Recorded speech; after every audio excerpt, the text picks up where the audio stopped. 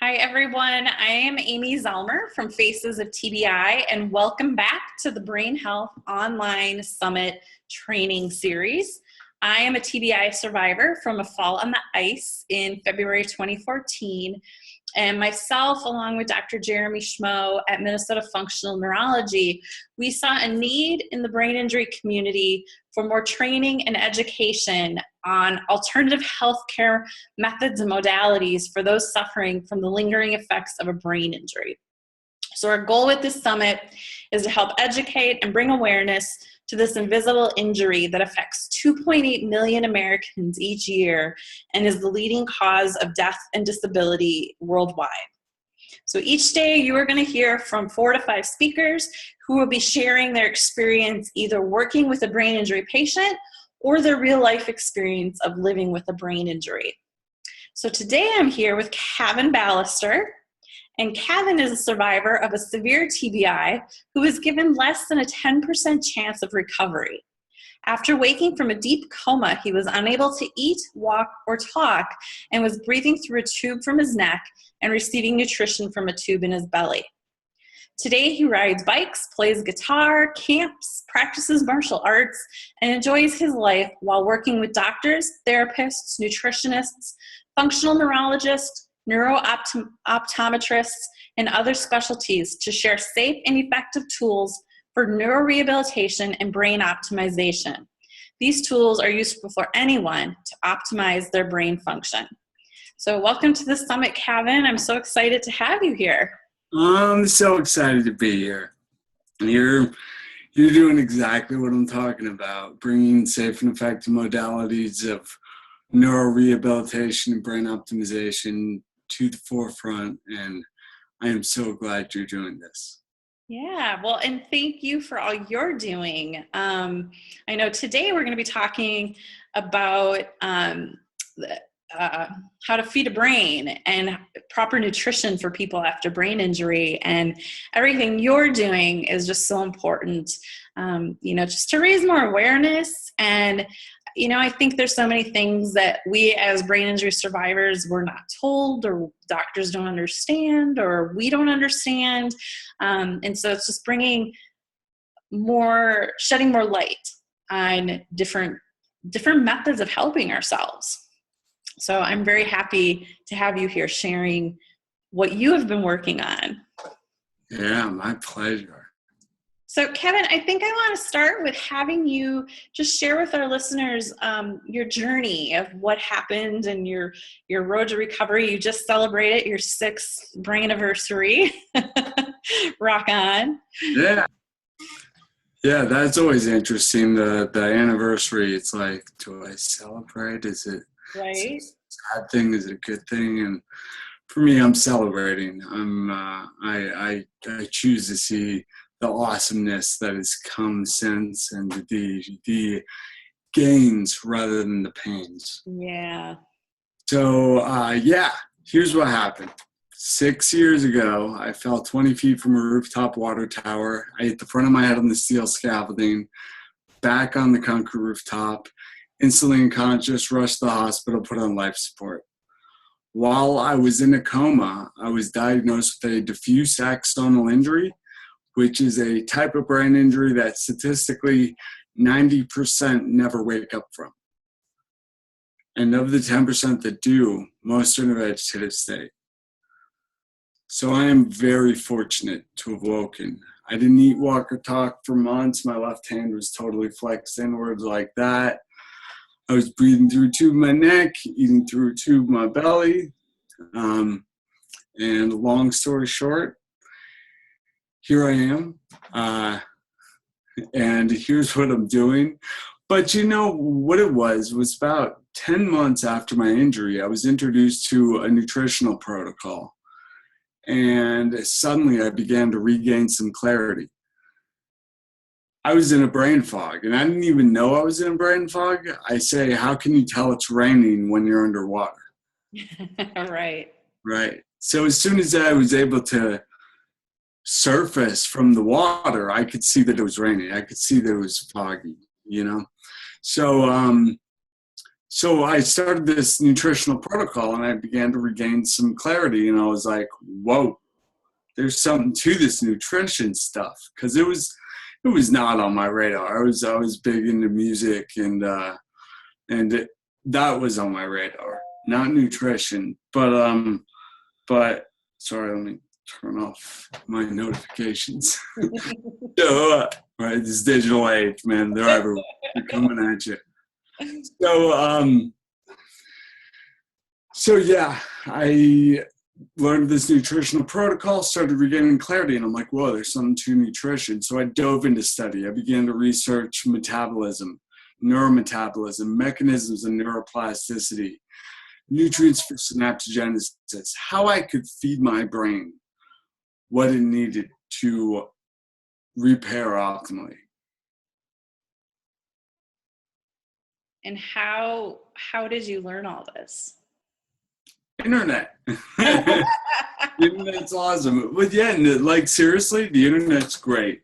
You know, I'm unable to walk very far. I'm stuck in my parents' house.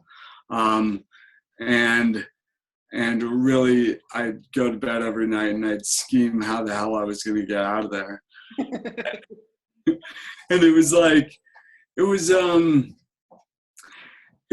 really amazing to have the connection of the world at my fingertips. Like, I could see videos, I could listen to podcasts, I could interact with doctors from all over the world, including Dr. Alex Vasquez, who kind of was a huge catalyst of getting me into this stuff.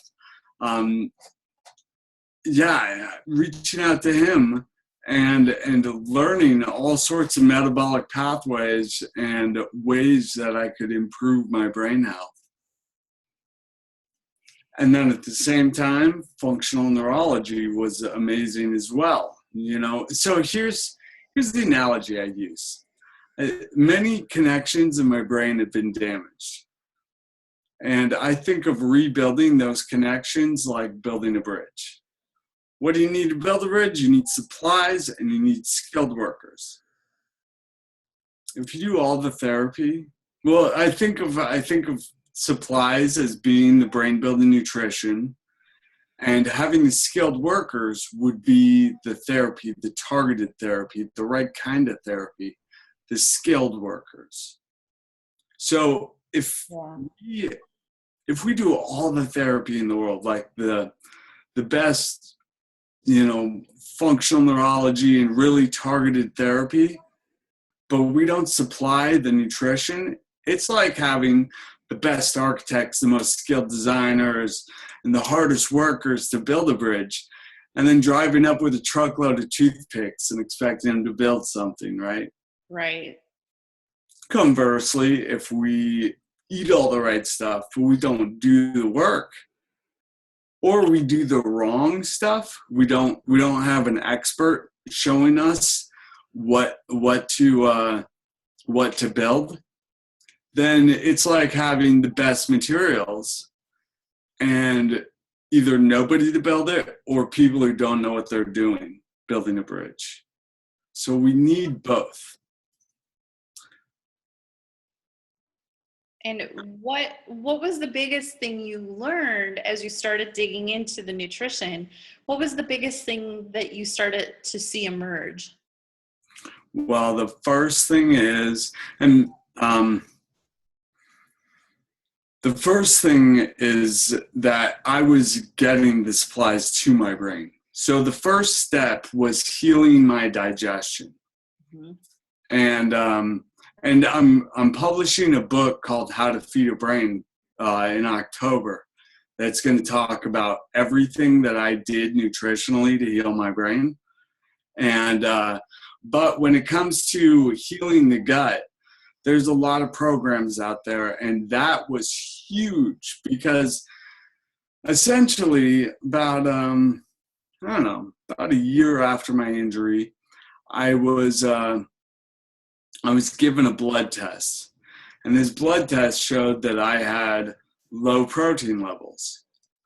And I was like, Doc, I eat meat with every meal. I have a protein shake every morning. What, should I eat more? And he's like, no, you're not absorbing the protein you're eating. You have what's called leaky gut or intestinal permeability. So what leaky gut is essentially when you eat something, it's broken down, and let's imagine down here, this is the inside of your intestines, right? And up here, this is where the portal vein is. So the portal vein absorbs nutrients from your intestines as your food's digested. So your intestines, in the intestines, that you break it all down, and tiny little particles should fit through these little junctions into the portal vein, right? So those tiny particles are like amino acids, fatty acids, glucose, vitamins, minerals, things like that, right? What happens with leaky gut is this right here becomes permeable, and it's got a lot more room. So now entire food particles get through into the portal vein. And what happens? Well, what happens when you get a splinter, right? Or something else foreign in your bloodstream? It inflames the area, it gets red and swollen, and so you experience inflammation. And it's painful, but the thing is, we don't have pain receptors to feel that. So it just becomes inflamed and swollen. In fact, I think of beer bellies. There's this guy in shop class in middle school, had this huge beer belly. And I used to, I remember we were snotty little teenagers and making fun of him in some way. And he's like, you think I'm fat, huh? Here, punch it. And he had me punch his stomach, and it was rock hard. And I was like, that's not fat. What is that? And so, what is that? That's an inflamed gut. And interestingly, beer is pretty inflammatory. Right. So this is that's why we call it a beer belly, I suppose. So yeah, the point is, I was not absorbing these nutrients. They were getting through, inflaming the area. I wasn't getting the nutrients. Instead, I was inflaming the area, which releases inflammatory cytokines, which are basically small little messenger molecules that go in there and tag the area and be like, hey, inflame this area. The thing is about cytokines is they're small enough to cross even a healthy blood-brain barrier. So these cytokines in your body, anywhere in your body, are able to cross your blood-brain barrier and may inflame the brain. When the brain's inflamed, information to the digestion is decreased. When that happens, you have more leaky gut, and more particles get through, and more inflammation, and more crossing the blood-brain barrier, and less communication to the gut, and more permeability. So it's this vicious cycle, and it exacerbates itself. So the way we break this cycle is to address digestion, number one. And that's why every functional medicine protocol begins with addressing digestion and addressing leaky gut. So I was working with SCD Lifestyle on a program they were putting together called Solving Leaky Gut, which is essentially the intro phase of any functional medicine course. Yet they're offering a real good discount right now, and so you can get it for a fraction of the price and learn how to heal your digestion for very little. And you can get that at feedabrain.com/leaky gut. No space, just leaky gut. And that walks you right through it. And you learn how to heal your digestion so you're actually getting the nutrients. As I said, after I started this nutritional protocol, which was a leaky gut healing protocol, I suddenly started to regain clarity, and I was like, whoa. And then I learned so much more about nutrition and what I could supply. And all of that information is in the book, which will be coming out in October. And you really explained what leaky gut is better than I've really ever heard it explained before. So many people with a brain injury experience it, but they don't realize that they are experiencing it. So, how can people improve their nutrition and improve their digestion? Right. Okay. Yeah. So first of all, let's start with real food. So a line that I've said before is food that almost never goes bad, almost never goes good. So it's about getting the foods that don't have a long shelf life, right, and eating them before they go bad. Go around the perimeter of the grocery store and you'll find a lot of the foods that, like what's around the perimeter. We got the produce section, we got the meat section, we have the bakery. You can skip that. Skip the bakery because the bakery is made out of shelf-stable ingredients like flour and whatnot, right? It's just baked. So, and then the freezer section, things like that. And freezer food is pretty good as well. Like, it's just been frozen. If it's fresh food that's been frozen, that's okay as well. Shop around the perimeter. And that's a great start. Start with real food.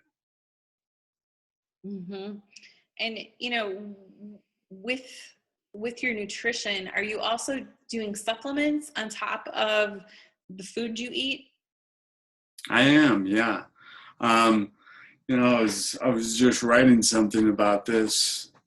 Supplementation, the word supplement, as a noun, it means to supplement a deficiency, or it means a substance that supplements a deficiency. So essentially it makes up for a lack of nutrients that we are able to get in our diets. Mm-hmm. So the thing is, some foods we can get all the nutrients we need from our food. Some nutrients, we have a lot of trouble finding them in the foods we eat, or we're not super into eating organ meats and loads of seaweed, right? Right. Or fatty fish, right? Fatty fish is awesome, and I love it, and I eat it often. However, I don't eat it all the time. And if I did, I'd probably still supplement because fish oil is just amazing. Mm-hmm. Yeah. So actually, I've put together a supplement handout on my website, feedabrain.com, where you can get the supplement handout, and I tell you the 5 main supplements that are great to regain clarity. And we'll have that link below the video here too, so anyone listening can go grab that real easily. And you also have an offer for your book as well, a pre-copy. Is that what you were calling it? Pre-order? Oh, what are we calling it? We're calling it the editorial version because it's certainly, it's going to be a special early release copy of it. So I would, I am offering a pre-release editorial copy of the book to the first 20 people to contact me about it. And in exchange, a review, right? Honestly, you can say it's the worst thing you've ever read. That's cool. I'll still give you a book. And so how should they get in touch with you? Email or Facebook? Let me see. I think I put a link up there for you. Oh, maybe you did. Yep. Yes, feedyourbrain.com/pre-order. Perfect. Yeah. Perfect. And that'll be under this video too. So if anyone's interested in reading and offering a review, they can do that. So that's awesome of you to do that. And the book is expected to come out in October, correct? Yes. That's awesome. I know. It's exciting. Congratulations. I've been working on this for so long.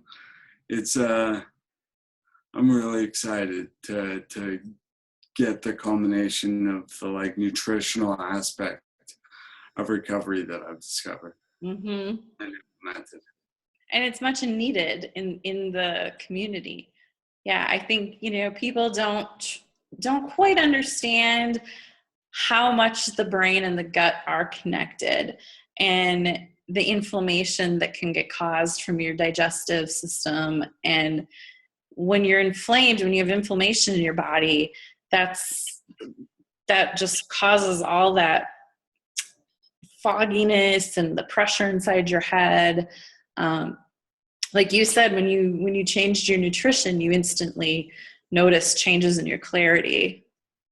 Yeah. And that's huge. Yeah. It's amazing how that works. And I mean, I didn't quite understand it at the time, but I did it anyways. I was like, I don't need to understand it. They said it's going to be good. It's safe, and it's supposedly going to work. Like, I'll do it. I mean, the thing is, it is uncomfortable at first as well. All too uncomfortable. Yeah.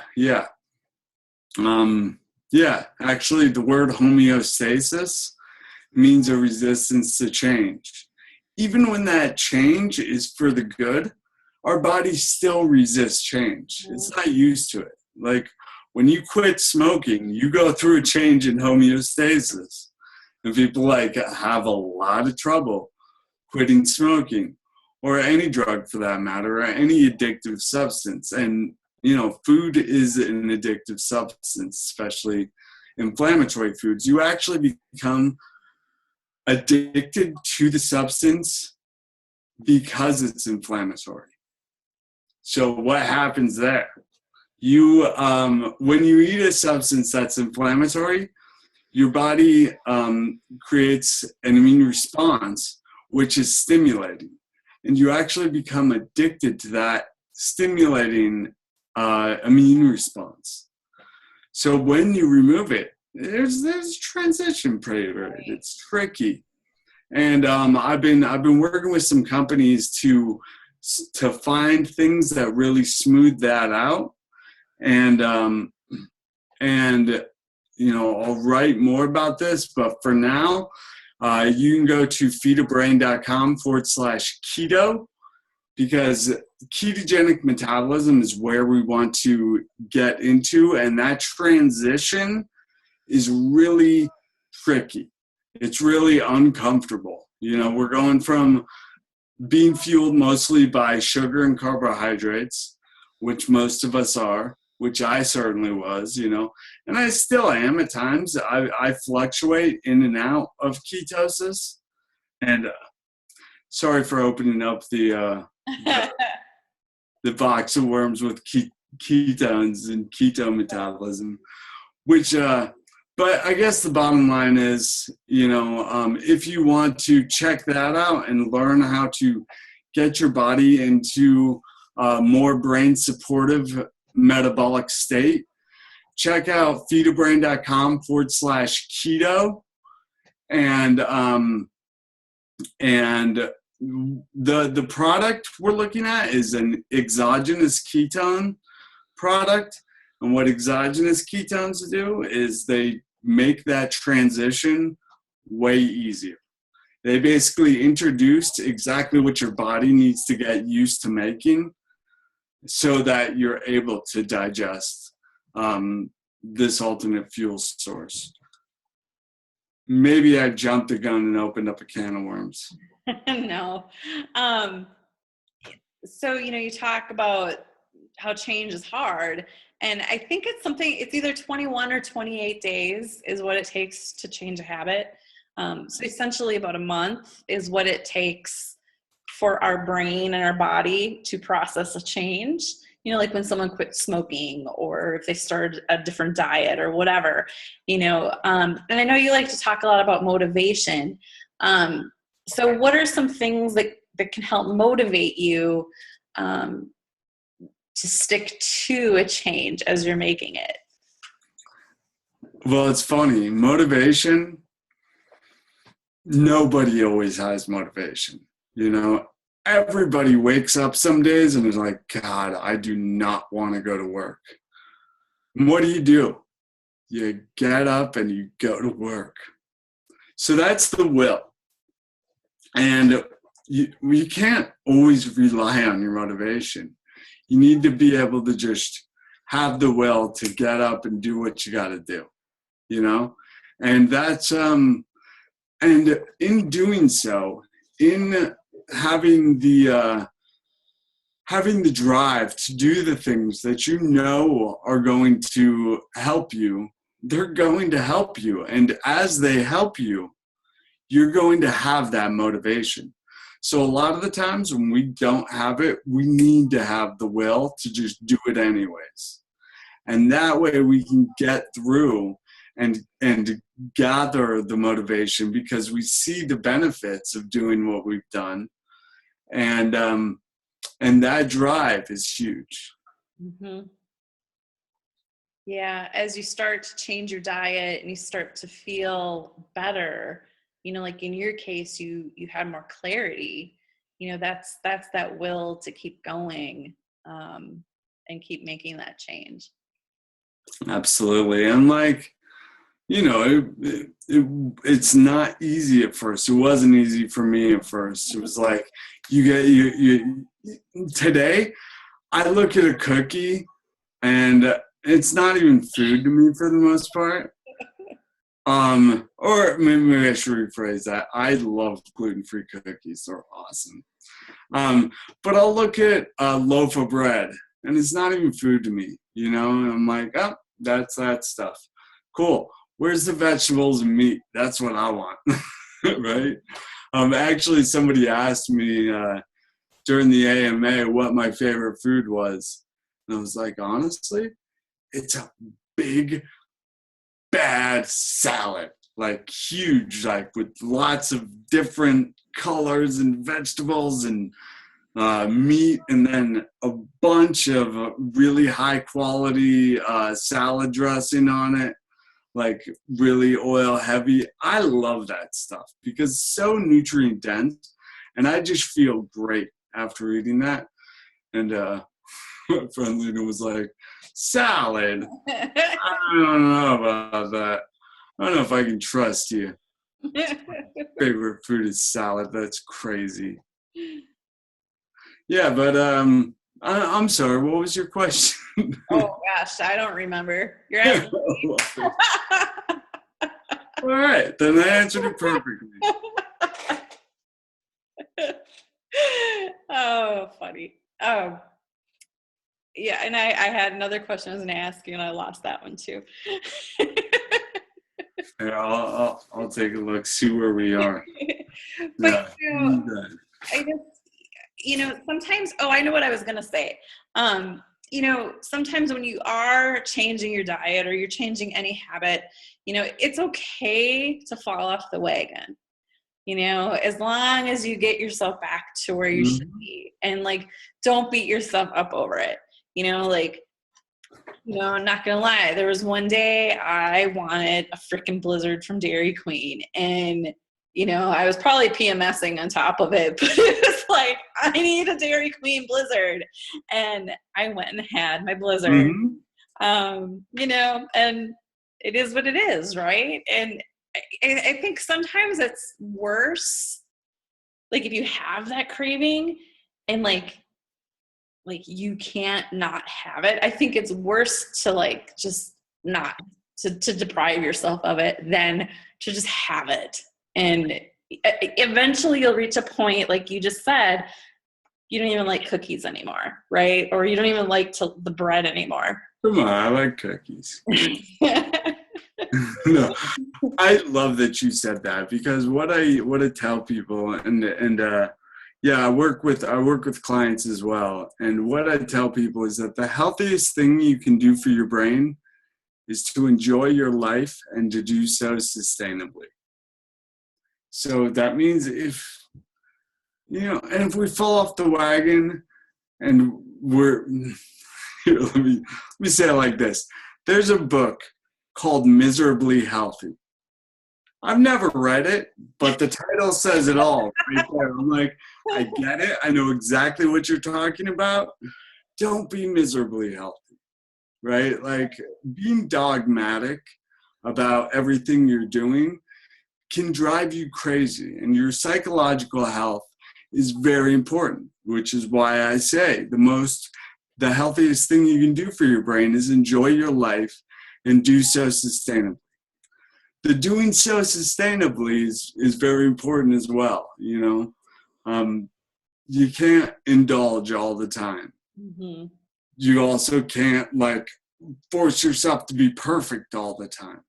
It's a balance in there, and it's finding where it's enjoyment and sustainability of being able to be happy. So when you do healthy activities, you feel good, and you're able to do more healthy activity, or you're able to enjoy your life more. That's the whole point of health, of being healthy, is to enjoy your life. So enjoy your life to be healthy as well. And I think when you eat better, you feel more inspired to exercise, whether that's walking, biking, lifting weights, whatever that exercise is to you. When you eat better, you feel more inspired to work out. And then the opposite's true. When you work out, you're more inspired to eat healthy. So yeah. Yeah, I like that. Yeah, and I mean, you're supplying your brain. There's eating healthy, which is just not eating, food that. The non. So was it? Somebody's like, just if you're not eating like a jerk, Yeah. And you're eating real food that humans are supposed to eat, like fruits and vegetables and meat and whatnot, then when you're doing that, it definitely supplies more nutrients to your brain and your body. So what's crazy is the way things are set up with the food system and what we've been told, grains are super important to eat lots of those, right? The bulk of your calories should come from grains, and then the least amount of your calories should come from fat, and that perception is changing a bit now, finally. But the whole idea of that, the food pyramid, which or even my plate, which is basically the food pyramid put into plate form. Right. It's essentially, it's the USDA's food pyramid. You know what the USDA is? The U.S. Department of Agriculture. What does that do? They're set up to support the financial interests of U.S. agriculture. I don't think the financial interests of U.S. agriculture, that is not your health. That's financial interests and this isn't, a conspiracy theory or anything. This is No. At the USDA, they do this. They created this.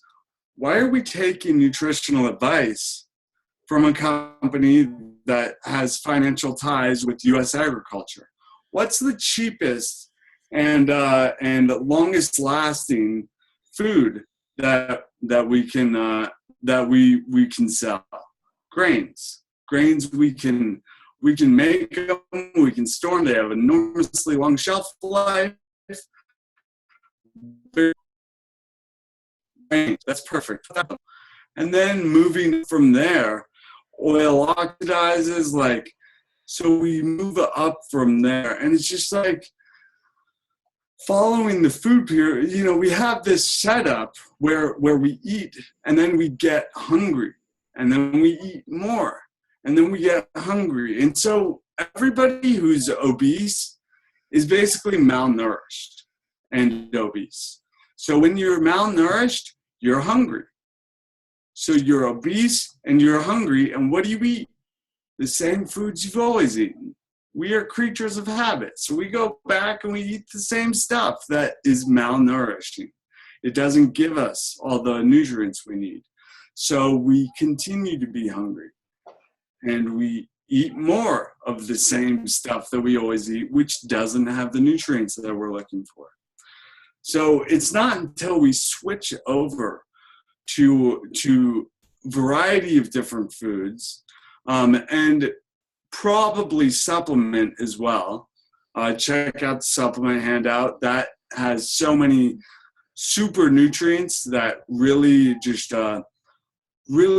supply a lot of the things that people don't get in their diets. Like even people who eat really well, like me, I supplement with these as well. Right. Because they make my life a whole lot easier. It's like, I'm not a huge fan of beef liver. I'm not going to lie. It's just not my thing. However, it's super nutrient dense and really healthy. So I get desiccated liver capsules, and that supplies, you know, it supplies a lot of the same stuff, and I don't have to eat liver. I like that. I grew up with a mom that loved liver and onions. Yeah? Nice. Nice. You know, if my mom did, I'd probably have a better taste for liver. Right. You like liver? I'm not a huge fan. I'll eat it, but. All right. But anyway, so, you know, I'm so glad that you've written this book, and it's a much needed topic in the brain injury community, and just understanding the brain and the gut connection. And, you know, you talk about your book, How to Feed a Brain, and how it's for anybody that has a brain. And I just love how you kind of, that's your tagline. Anyone that has a brain needs to read this book. Right. My targeted audience is people with brains. That's what it is. Only those with brains, though. So anyway, I appreciate you taking the time to be here, Cavin. Do you have any final words of wisdom or final thoughts that you want to leave our listeners with? Yeah. It can be nutrition related or not. You know, I wanted to talk a little bit about, since this is a brain injury summit, I wanted to talk a little bit about mentality and living with brain injury versus adventures in brain injury. So, do we have time for me to tell a little story? Sure. All right. So, as I was recovering, like I said, didn't eat, walk, or talk for months. My left hand's flexed inward, breathing through a tube, eating through tubes. Like, move your hand. And many can relate to this. Move your hand. And you're just looking at that. And let's be honest, that sucks. Right. So I'm in this state, and I'm like, my life's over. This sucks. It's done, you know? And then I realized, you know, I'm on this ride either way. I can go on it kicking and screaming, or I can recognize that this is an adventure. Right. And adventures suck sometimes, and then they get way better.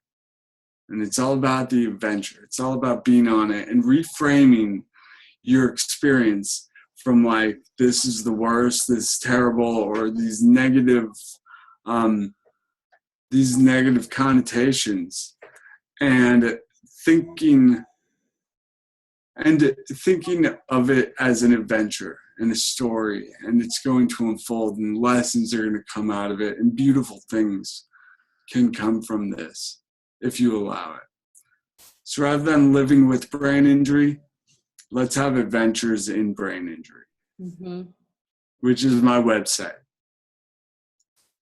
Yeah, and you have a podcast on your Adventures in Brain Injury page as well. Yes. Check out the Adventures in Brain Injury podcast. We're on iTunes, Stitcher, Google Play, anywhere podcasts are found. Yeah, I think that's a wonderful parting thought, is to think of it as an adventure in brain injury, because it really is. Every day is an adventure. You never quite know how you're going to wake up feeling. You never know what's going to happen that day and who you're going to meet. And, I've met so many amazing people on this adventure. In the beginning, it was really scary and ugly. But the more you embrace it, the more fun the adventure can be. I love it. Yeah. That was beautiful. Yeah. Well, Cavin, thank you so much for being a part of the summit. I'm so glad you were able to be here today and just share your story and really helping educate about nutrition and digestion with brain injury. My pleasure, and thank you so much for doing what you're doing. This can influence a big change in brain injury rehabilitation, and I'm so excited for what you're doing here. Thank you. So keep it up. Thanks so much. Yeah. And thank you, everyone who has been watching. And just always remember, you are not alone in brain injury. So thank you guys so much for being here, and thank you, Cavin. Thank you.